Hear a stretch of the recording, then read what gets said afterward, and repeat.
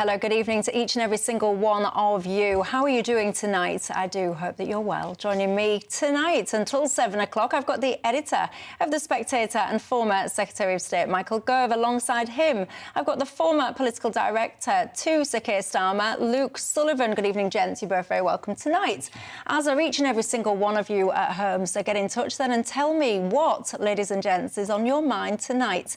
You can join the conversation in all the usual ways. You can email me, gbviews@gbnews.com. Go to the website, gbnews.com/yoursay. Of course, you can tweet or you can X me. Now, even if you don't normally sit and spend your spare time following the twists and turns of what has been going on in Parliament, today, you have missed out. In just a second, I shall be recapping all of the goings-on, and I've got a crucial question to ask you at the end of it all.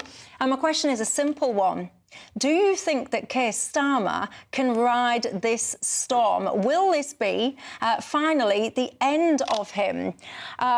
This has been called the political scandal of the century, Michael Gove. I'm, of course, referring to all of the goings-on with Peter Mandelson. I don't believe we've actually even yet seen the end, because people are still combing their way through all of these documents. But it is going from bad to worse for that man. Of course, he's under police investigation now. There was going to be a vote today in terms of what information we were going to receive. Now, Angela Rayner, of all people, put the pressure on. So now, hopefully, we shall see exactly what led to that appointment. But where are you on it? I think it's grim for the Prime Minister. Firstly, the nature of the focus is now on his decision-making. So everyone in Westminster, everyone in the country has concluded that what Peter Mandelson did was unforgivable, and he's a political corpse. And now people are asking, given the risk in appointing someone who was a known associate of Jeffrey Epstein, and given that he was an associate of Epstein's after Epstein had been convicted, when he was known to be a paedophile, admittedly, not everything about the relationship was in the public domain, but clearly there were red lights flashing. Was it the case that Starmer overrode them in his determination and his team's determination to appoint Mandelson? There's a broader issue as well. This questioning of his judgment comes on a day when Keir Starmer's handling of questions from Kemi Badenoch and the debate in the House of Commons about what should be revealed has been clumsy at best. And he's had to see the sight of one of his principal lieutenants humiliated on the floor of the House of Commons as they attempt to limit the flow of information into the public domain. So for Keir Starmer, it's a desperate time. Let's cross then, without further ado, to our political editor, Christopher Hope. Christopher, bring my viewers up to speed, if you will, with what they might have missed this afternoon. Yeah, today is a big day in politics, a big day in the history of a Labour government. For me, it's a day when this government seemed to lose control of events, not in a way I haven't seen since the last Tory government lost control of the partygate situation. And here's why. We heard from the Prime Minister at PMQs. He said then that the government would release all information they know about the vetting process, subject to national security and concerns about international relations, and ruled on by the Cabinet Secretary, Chris Wormald. That was agreed at lunchtime. But within 90 minutes, Angela Rayner, of course, the former deputy leader, lost her job over tax affairs last September. She stood up, Michelle, and said, well, no, I think the Intelligence and Security Committee should do it. That's a body which is a parliamentary body comprising MPs and peers from both sides of the aisle. They should decide what is national security, what is international relations, to avoid any sense that information about that man on screen with Sir Keir Starmer, his appointment, Peter Mandelson, should not be disclosed. But if you look at what's happened now, the government has now folded to that. They've amended their own amendment to a Tory Opposition Day amendment to show that the government will have to release all this information, but it'll be up to the intelligence and security, up to Parliament, to decide what's disclosed, not the executive executive. So the government today lost control both of its own MPs about this issue and on how this information flows out. And the scale of information is breathtaking. The government will now see released. It'll be any conflict of interest forms Lord Mandelson prepared before he was made the ambassador. His link to Jeffrey Epstein, papers and minutes relating to the decision to appoint Lord Mandelson, his links to Epstein, any emails between Morgan McSweeney, the Chief of Staff and 2 ministers, and Lord Mandelson in the 6 months prior to that appointment. The breadth of information is extraordinary. That information will now be decided when it goes out by Parliament, not by the executive, and that's why it reminds me so much of Partygate. As soon as the Boris Johnson government gave over control of Partygate to a committee led by Harriet Harman, the die was cast, and it feels very much like that to me with Sir Keir Starmer. He's lost control of the information. He was forced to do so despite his enormous majority, 160 or so MPs. Despite that scale of majority, he was forced to do it by a rearguard action by the woman who lost her job last September. A big moment here, a moment the 4th of February when it started to go unravel for this Prime Minister. Interesting stuff. Christopher Herp, thank you very much for that. There's nothing more important than keeping your money and your identity safe online. And with so many VPN options available, choosing the right one can be pretty daunting. But this video's sponsor, ExpressVPN, is making the choice easier for GB News viewers. ExpressVPN is offering up to 75% off, plus 4 extra months free. That's top-level security from just £2.49 a month, and you're covered by their 30-day money-back guarantee. So just click the link in this video's description or scan the QR code now. Remember, when you're online, you are often sharing personal data, so hackers can steal your information, your passwords, your photos, and your bank details in just seconds. But ExpressVPN encrypts your connection, making it virtually impossible for hackers to access your personal information.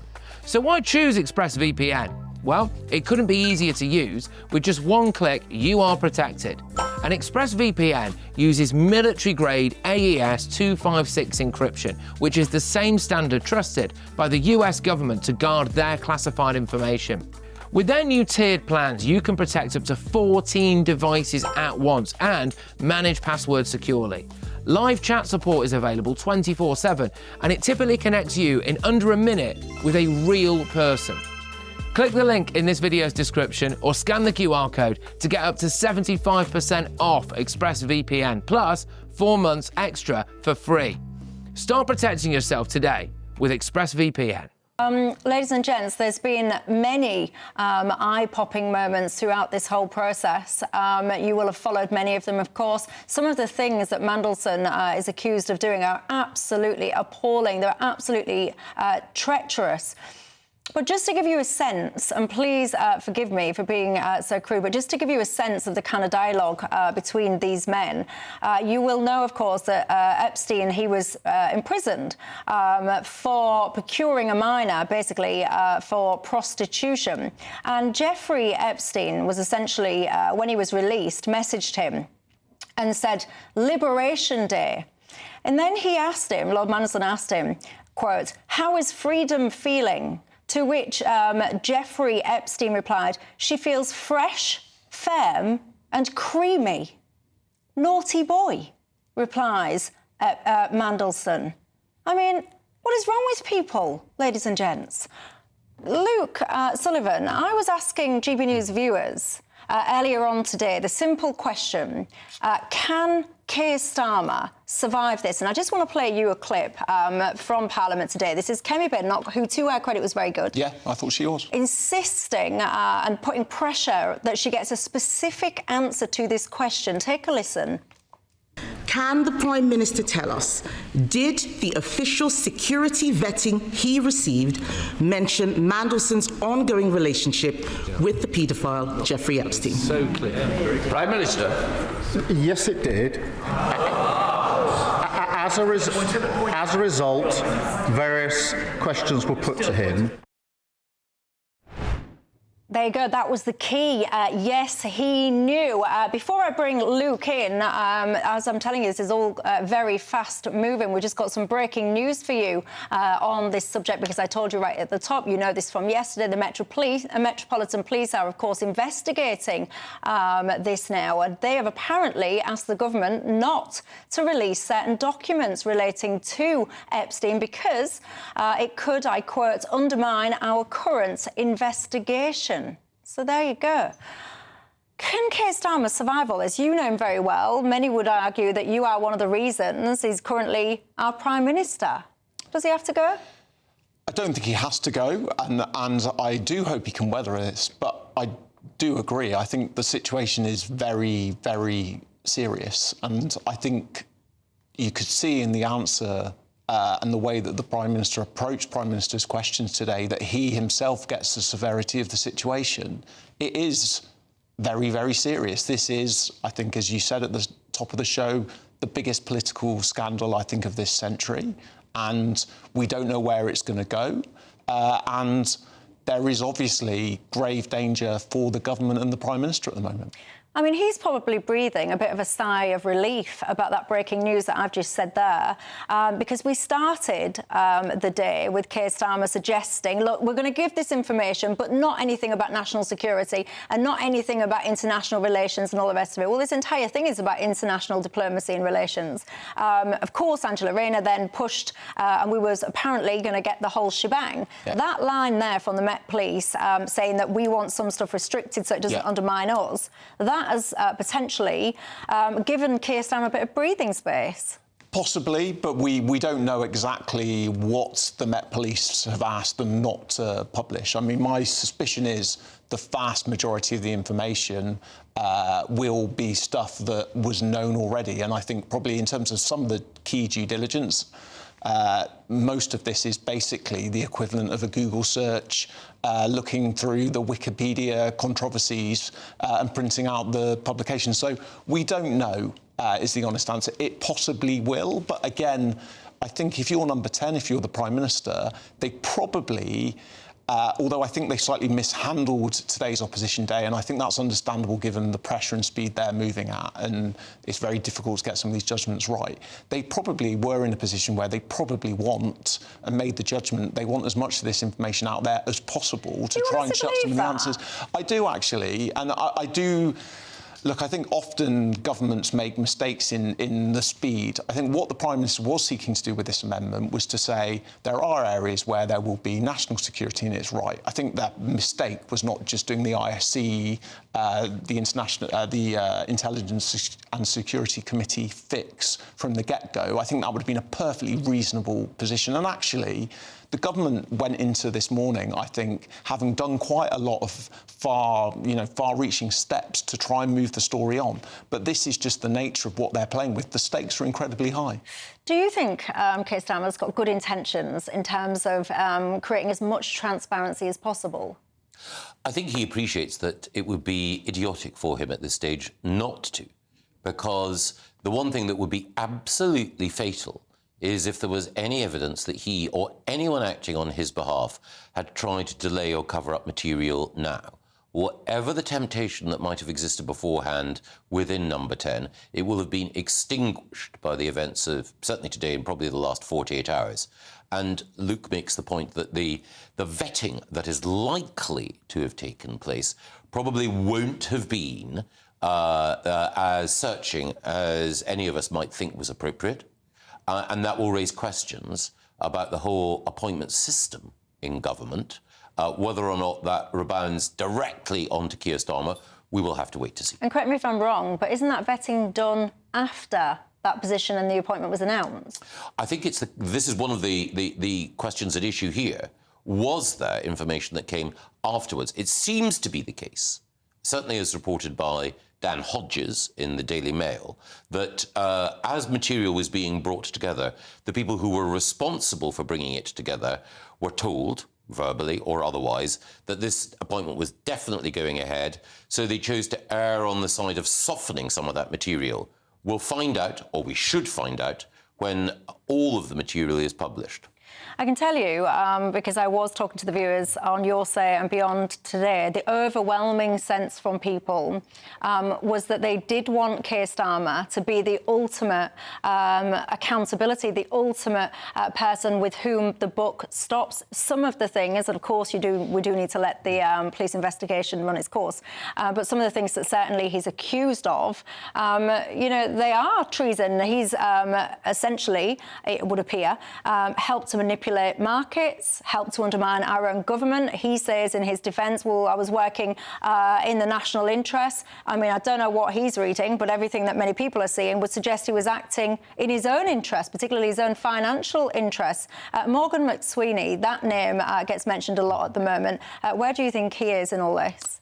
I mean, Morgan is a very influential, the Prime Minister's most important advisor, but he is an advisor. And I think, to your point about the viewers wanting the accountability to rest with the Prime Minister, I think the Prime Minister will take that view as well, that the accountability stops with him. And there will be a lot of questions, I'm sure, once we've seen the documents, that people are going to ask, and the government are going to have to try and provide good answers. But I think there are two separate issues here. I mean, there are many issues here, but there are two big crises coming together. The first is the issue of the appointment, and I think it's fair to say the government had a sort of near-death brush with this last September, where I think some of the questions weren't explored as fully as probably would have been to the benefit of the government and the Prime Minister. The other is what happened on Monday, and I don't think you can overstate what happened on Monday. We had, drip by drip, these revelations, and I was a very junior special advisor in the dying days of the last Labour government. I cannot remember ever something of this significance in terms of leaking of information. You were, I think, a prospective parliamentary candidate, and David Cameron and George Osborne were sort of trying to bring down the Labour government. This would have brought down the Labour government at the time. It is a monumental scandal, and it is very, very serious. And these two issues are coming together. Also at the time, I think it's really important we don't forget this, we're spending a lot of energy, rightly, going through the political dynamics of this. We've also got victims across the world where I'm not sure we can say, hand on heart, the authorities are pursuing this with all the energy and vigour that I think they deserve as well. We've also got a lot of people, perhaps some of you might be watching, that were absolutely battered during that financial crisis, of course, back in 2008, 2009, those kind of dates. Look, the conversation on this can go on and on.